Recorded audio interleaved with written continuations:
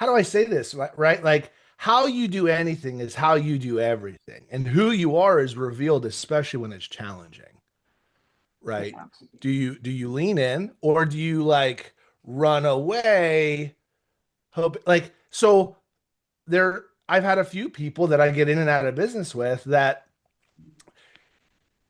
if I have to find out like from a text or from another way, like ew, Yeah. that's gross, right? But gosh, man, like all the respect to all the world for like when you have the conversation. So the conversation's everything. The relationships are everything. And I think this goes with clients. This goes with like this is everything, right? Like how do you show up, especially when things are tough? And just have those conversations. So I don't know. I guess my gratitude is I am grateful that I have relationships with people that feel comfortable and confident to call me when even when things are tough. Right. Like that, then I'm like, okay, cool. Then like I really respect the relationship. If that Yeah. makes sense. Yeah, I agree. I think we can broach this for a few minutes and then we did actually have a topic prepared. Oh, good, good, good. Yeah, yeah. But Hijack Matt. Matt the hijack. yeah. But I love no, I mean, and I think I can speak to that too, right? Like we had to have a difficult conversation a couple months ago about, hey, I'm making a switch. And I think uh Wasn't difficult for me. what wasn't difficult. It's just you don't want to let anybody down I or know you know. I'm playing with you. Yeah, yeah. But I think I mean your character really shined in that when we had that conversation. And like, I wanted to make sure you knew before you heard from anybody else because I value our friendship. And I think that's And important, that for me is one of the most important things. right? Yep, That was yep, number one for me. Like yep. And you that spoke to your character. yeah, and I think you also understood though at the same time that hey, you have to do what's best for you and your family and your situation and everything. You know, like there's no one box that fits everybody, right? And Right. life consistently Right. changes and things can change. And yeah, that just you now What's the one thing I said that I really meant, and I wanted to make sure you knew on that the one call. thing you said, like it was about our like we're friends. We have a Our friendship relationship. is not branded. Yeah, yeah, yeah, And I want everybody that's listening to this and watching this, like I don't care who you are or where you're at, right? If we're cool, we're cool. My relationships aren't branded. I'm not in this for transactions. I'm not in this to be transactional. I'm here to be transformational. yeah. And if our relationship gets better because we're all part of it, then cool. You don't have to be part of my club. But I still get to be part of the club. That was the But best part. you're in the club. So I was like, But you're so does this mean like I you're one of can't the do founding members of the club. CTC with you? And you're like, what are you? What? Huh? What the hell's wrong with you? Silly? Why would you even talk like that? So You yeah. know, when I left a team, I was like really nervous about that. I mean, this is years ago because I've been off that team for like since the I left it in the fall of 18. So it's been a while. And when I left, I mean, she was like so nice to me. She's like, my door is always open. She's like, you're I mean, I'm not saying this to her. This is the kind of stuff she was saying to me. She's like, she's like, you're gonna be awesome in real estate. Like your name's gonna be in lights. Like she was so encouraging and so like nice to me.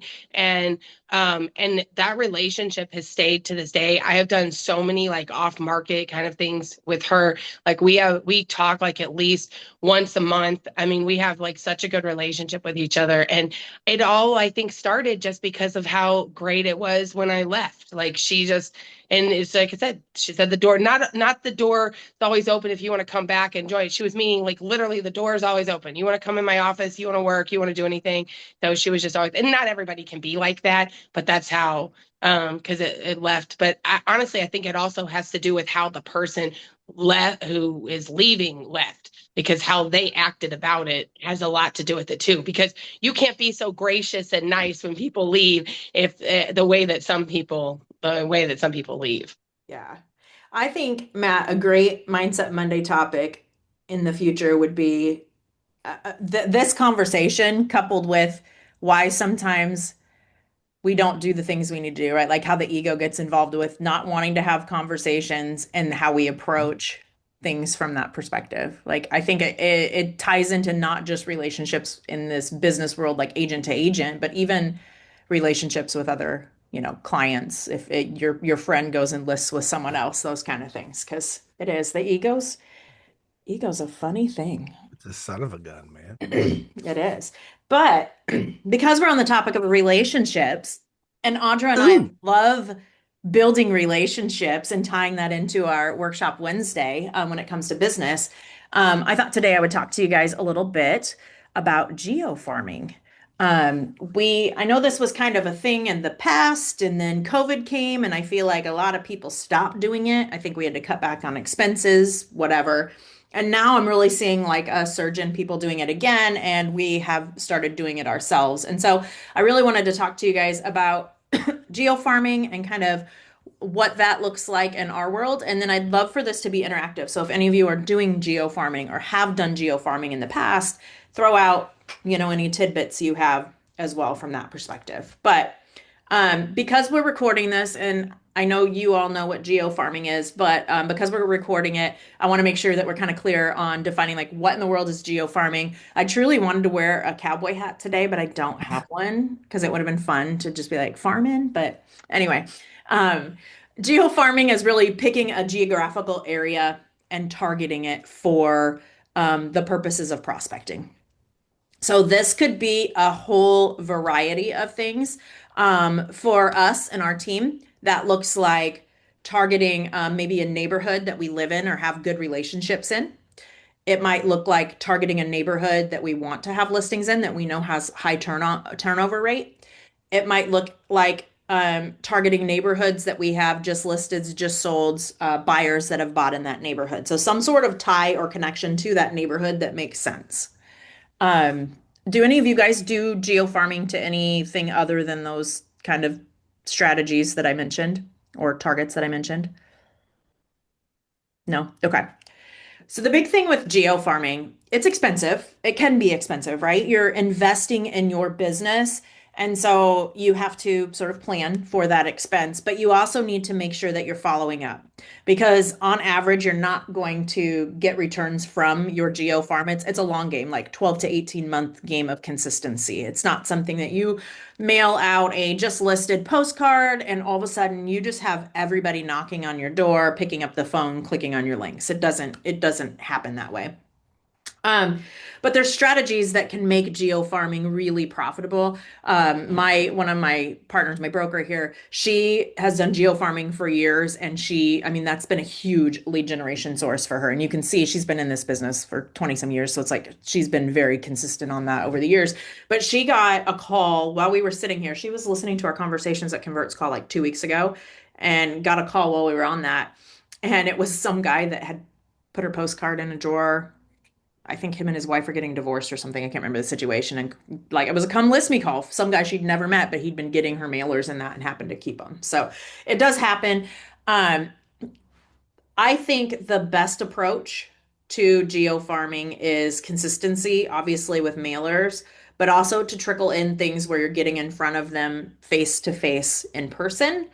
And then also making sure that they are in your social media sphere. So some of this gets a little bit tricky with some of the restrictions on social media, but you can do targeted audiences. And if you're not posting things that are directly housing related, you can get around that restriction of having to have really big areas that you're restricted to. So let's kind of, I'm going to back up. I'm like flying through this really quick here, but the big thing with geo farming is to make sure that the return is going to be there. And so if you're picking a random farm that you don't have an affiliation with, that there's not a purpose, you feel like you don't necessarily know people there, you really want to make sure that you don't farm an area that it doesn't have a turnover rate, that isn't, you aren't seeing houses that are being turned over there. So as a typical rule, they say you want to make sure that that neighborhood has at least a 5 to 6% minimum turnover rate.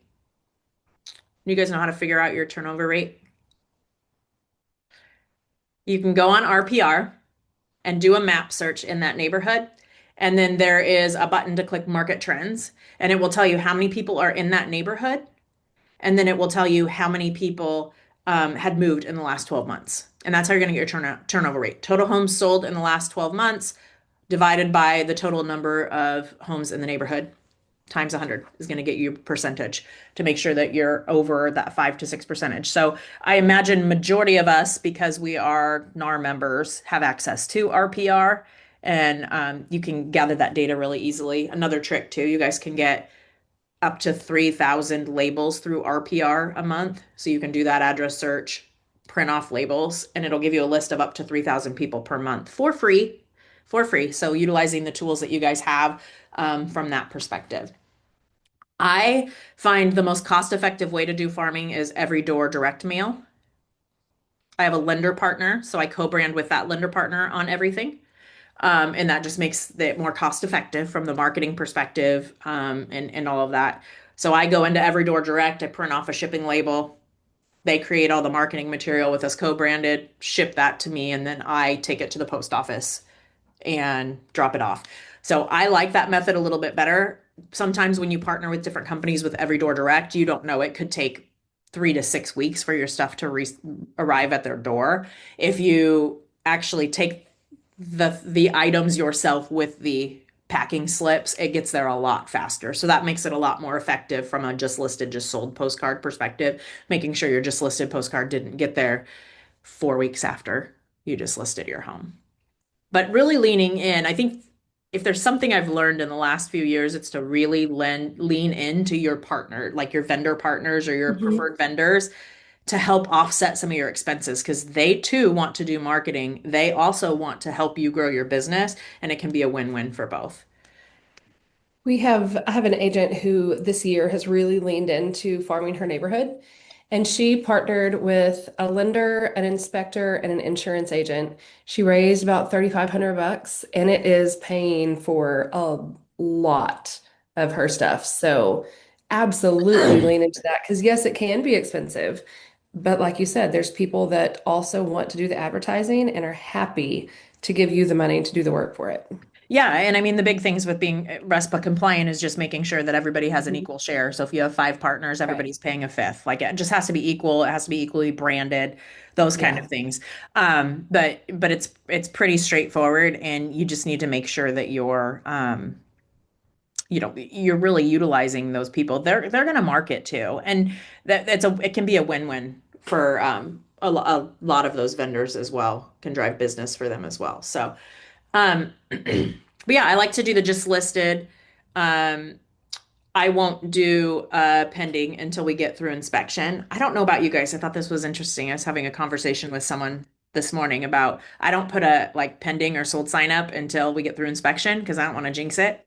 And then I was talking to another agent this morning and she's like, "Oh no, I put my sold sign on right away because that way when the buyers come do inspection, like they see they're vested in that and it's a psychology thing." I'm like, "Oh, huh. Never thought of it that way." Um, but same thing with I'm not going to probably might have my postcards for pending go out until I know that we are past like the bigger hurdles because I don't want to have to like they're in that neighborhood. I'm farming that same neighborhood. They're gonna drive by and they're gonna see if all of a sudden it's not pending anymore. From that perspective. But I think the just listed and just solds are great. Or I just sold, my buyer just moved into your neighborhood. Those kind of things can be great. But it's just like social media content. You cannot just barf just listed, just sold on these people. That is not going to work. You need to have a balance of entertaining, educational, and then a little bit of business sprinkled in there as well. So you want to make sure that you also have, while you can send things that are like curious what your home value is, whatever, you can send those things, but you also want to be sending things that they're going to find valuable. So a lot of people are big on the magnets. So you got your magnets with your local high school sports schedules, your NFL schedules, your NBA schedules, whatever, NCAA schedules for teams that are nearby you. Those tend to go over really well. In fact, I have another agent sitting on my fridge right now because he's our good friend and he likes to send it to Farm Our Neighborhood, and my husband likes to keep his magnet because it's got the schedule on it. Measurements. I have had more people tell me they love the measurements, whether it's a postcard or a magnet that has like conversions for kitchen measurements. I know we all have our phone and we can look at that, but for whatever reason, having that visual up there can be super helpful for people. Um, list of pumpkin patches, list of Christmas lights, list of farmers markets, anything community wise that could be helpful for people to just know and have kind of in one place and one space in front of them. I've also partnered in the past with another vendor that goes around local businesses and gets coupons. So it'd be like a buy one, get one free type deal. So something that promotes local businesses as well. So you've got your branding on it, but it's, hey, go to Cancun and buy one, get one dinner, or, I don't think we can give away free alcohol. So it's probably never been buy one margarita, get another, but that would be a really sweet deal if you could do that. Um, so there's a variety of ways for you guys to really get in front of them and get that information out to them. Anybody else have any other ideas in terms of content for the postcards themselves, the mailers?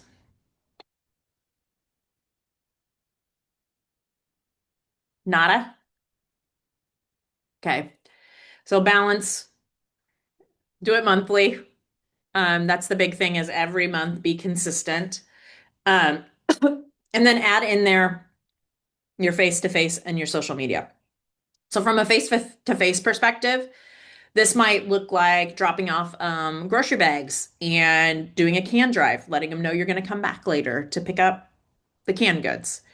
This could look like dropping off, Pop-bys, a variety of, if you guys aren't, I think if you just Google pop or on Facebook, if you're just like Pop-bys for realtors, that page is phenomenal in terms of just giving you really quick and easy ideas for Pop-bys.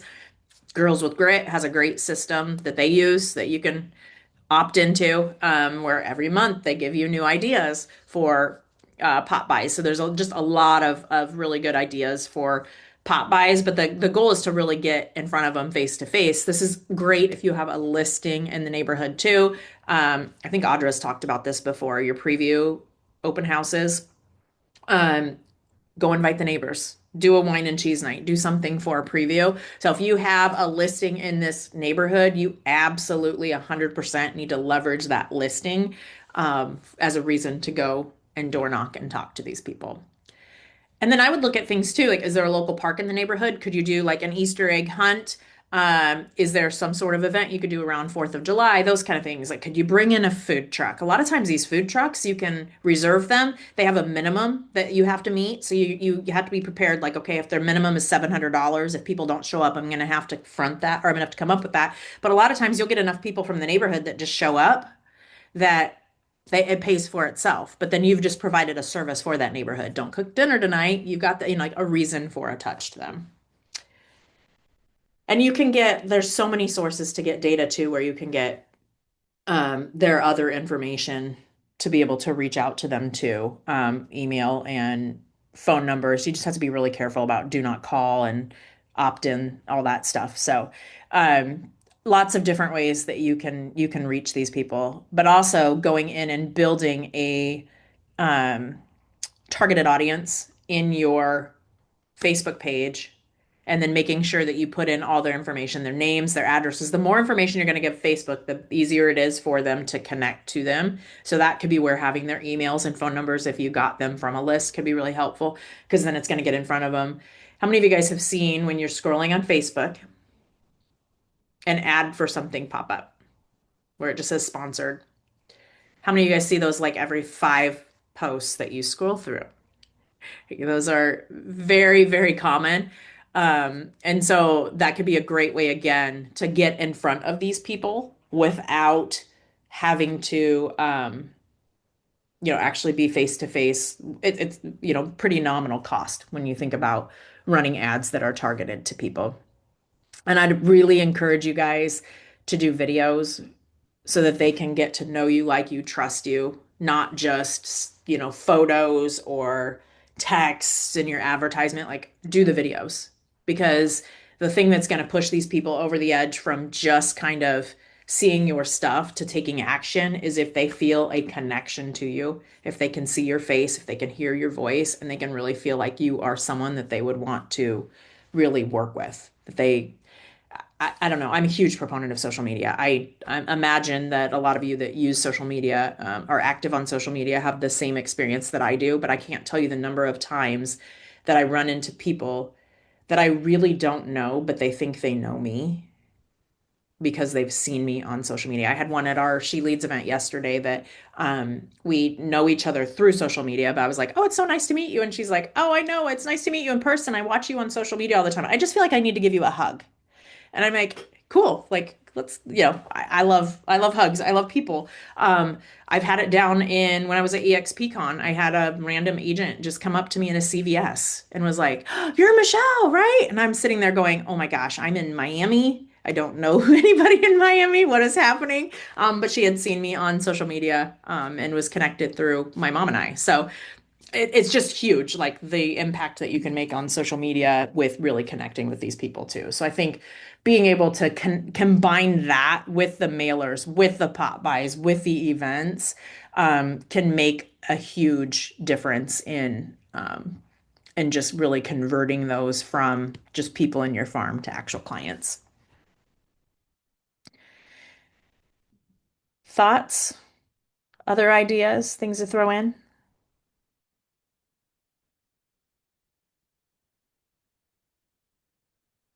Matt's got his deep thoughts, like, Well, I'm just curious if, like, for those that have heard about geographic farming or have thought about it, what's held you back from doing it? Since you asked, like, who's currently doing it, no one was doing it. So, number one, like, why aren't you doing it? And what's held you back? Is it lack of knowledge? Is it not understanding the numbers? Is it the lack of leverage? Like, which part?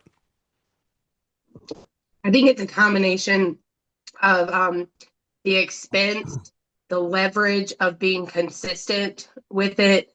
I definitely have to have the manpower to get it done, like to make it because I was kind of doing it like a little bit, and I was only hitting the areas like 4 times a year. But there I got where I had a lot of business coming in, and I didn't, like I said, I didn't have the manpower to get it done, and I just kind of like just stopped doing it in so those areas. I can connect you. There is a company that does this at a like a lending company that does this at a pretty high level. They have a marketing department built into their lending company. And so it literally takes the brain, like you don't have to think about Mhm. anything. You sit down, have one phone call, and you plan out what your 12 mailings are going to be. Okay. And then if you have something else, you add it on there. But it's literally the only thing you need the manpower for is someone to go into EDDM, every door direct mail, pick out your route and pay for it, and then take it to the post Mhm. office. But you don't have to label them. You don't have to come up with the creative. You can give them ideas and they come up with the creative completely. It is literally handed to you. Now you have to co-brand, obviously, Yeah. but that and I imagine this is not the only company that does this. So I can connect with you, Brooke, on that. But I would say ask your lender if they have something like that. Because Mhm. if we're all about leverage here, right? At the leverage agent, and what really, if you can leverage that out to someone else and not have to think out, because it is daunting. In the past, I've come up with the creative myself, and then I'm printing it, and then I'm going in and I'm hand dressing all of them, and then I'm putting a stamp on it. So, like EDDM, the great part about that is it's not addressed to anybody. It's just Yeah. it's in a mailing route and they put it in a mailbox to everybody. So you don't have to worry about all of the addressing in that. So either way that you do it with any partner, it's just all ready I've to done go. it that way, and I've also been at a brokerage that would do it for you. And I think their cap of how many they could handle in a month was so high. There was like almost no way I was going to hit the cap that they would handle for you. But then Oh, they bill you for all the stamps and stuff. So if I did 1,000 of them, they'd be billing me for it. Depended on if I did postcards or like regular stamps, and yeah. they'd just be billing me for 1,000 steps. So how many houses do you do? Yeah, the current farm that I focus on has 987. So Okay. it's like two developments butted up together and then another development up here. That's the hardest part with every door direct mail. You have to pick their routes. You don't get to just pick your own. And so I have to do a bigger neighborhood to get in that EDDM because only half of the area I want to farm is in there. But yeah, So I have 900. a question. at the area that I'd want to do, I know that there's another agent like doing that area. I could care less that they're doing it too, but is that kind of silly to go in and do it in the same area that somebody else is? I don't know if they're doing it every day. I just know that they heavily promote in that area. But it's also the same area. I mean, I've sold 4 houses in that area just in the last 12 months. So I would say So it's an area I want to be in. if you're an authority in that area, in terms of like you've had listings, people see you, and you can maintain consistency. We're all different. Mm-hmm. I'm a different agent than Audra. I'm a different agent than you. I'm a different agent than my mom, right? And so people are Mm-hmm. going to be attracted to the way that I do things different. Like different people are going to be Yeah. attracted to the way I do things than how you do things or how Matt does things, right? Or Mhm. just unfortunately, so we have biases based on gender, age, those kind of things, right? And Wait. so I think you have to weigh that out. You have to kind of know how established they are there. But if you like, especially in that situation where you've had listings and you have that authority score there, where it's like a higher authority score where you can show them you've done stuff in their neighborhood, I wouldn't necessarily be as opposed Mhm. to doing that. But I don't know if Matt and Audra have another Yeah. thought on I that. mean, there's going to be an agent in every like subdivision and stuff. It seems like you can't even be bothered by that. I mean, there's another agent who literally lives in my subdivision, and another agent that backs up to our subdivision, another one across from us. I mean, I could like throw a rock and hit another agent. I'm not bothered by like Yeah, that. yeah. Yeah, I just Brooke, your answer is going to be your answer is inside your commitment to consistency. That's yeah. it. Because even Oh, though like anybody who's in or farming, like take a look at your own mail. How mhm. often are you getting anything from anybody? I will periodically get a piece or two, and then it just goes away. Hmm. Like there's nobody that's just decided to take my neighborhood and own it. Like there's no one that says Parkhurst is mine. The 450 families that are here are mine. And we don't get something every month of value or otherwise, even anything from anybody. And so I forget who did the study, whether I like, but it's talked about all the time. Like they created a fake real estate agent and they picked a neighborhood and they just started mailing to it every single month for a year. They did a survey at the beginning of the year saying, hey, who's the number one agent for this area? And then they did the same survey 12 months from now, and everyone's like, Joe Smith. And Joe Smith doesn't exist. He didn't even take any listings there. Right. But it's because of the marketing. Yeah. Yeah. Like that's a real study. They Mhm. like that's an actual thing. So the question Yeah. is like, hey, okay, if I've got 500 homes in this area and it costs me $1.50 a month, so 750 a month, which sounds like a lot for 10 grand, right? For the year. Like 750 a month, it's gonna be 10 grand for the year, 11 grand. Am I willing to invest 11 grand to get if there's a 15% turnover rate in that market? How many homes is that at 500 homes? 15% would be like 9 or 75, 10. 500 homes. Yeah, out of 500 75, homes. Huh? 75. 75 homes. So if you get 20% of that, which is a massive market share, if you get 20% of the listings or the homes that are selling in that market, what's 20% of 55? 15. 15. The homes in my neighborhood average 600 plus. So would your $11,000 marketing investment be worth what's 15 times 18,000? 270,000. Okay. Yeah. Audra, are That's you a math genius? she's got a calculator in front of her. Like, Our I'm just teachers sitting were here trying to do it in wrong. my head. I was like, wow. Yeah. No, No, I our have my teachers were calculator right wrong. beside We will me. have calculators with us all the time. We don't need to memorize this garbage. All right.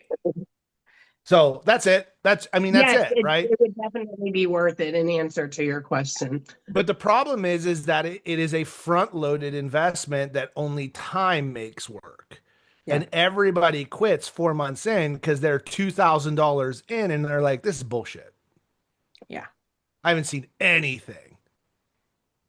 Sort of like, That's a tough pill to swallow. 2 grand into marketing with no return yet. The thing is out of those 500 homes, 55 are going to move. You just don't know when. yeah. And so if you're 4 or 5 months in, they're going to go, we're now ready to start looking. Oh, wait, who's that agent that mails us every month? I don't know. I always throw it out. Okay, this month, save it. But if you quit that month, you didn't get it.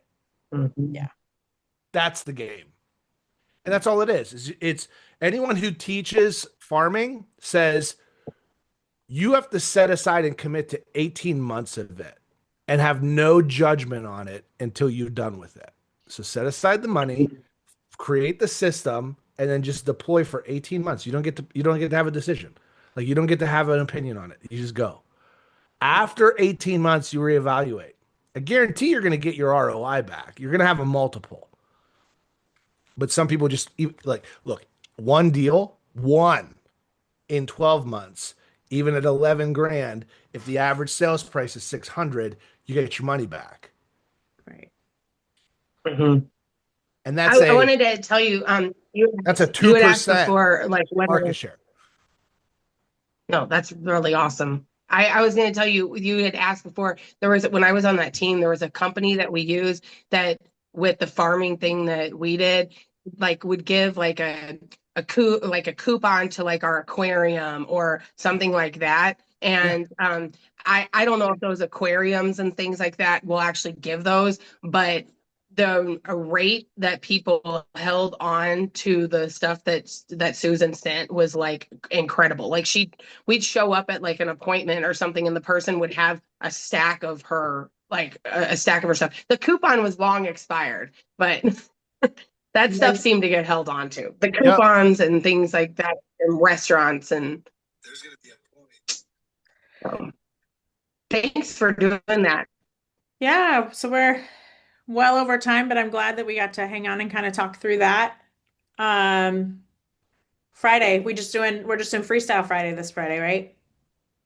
I don't have Yeah. anybody in my pocket. Okay, cool. So bring your problems, bring your challenges, all that stuff to Friday, and we'll Might be work a through good all time those. to talk about Matt's thing. Matt, the relationship thing. Yeah, there you go. It's always a good time to talk about it. Yes. Yeah. Yes. Later, y'all. All right. See you guys.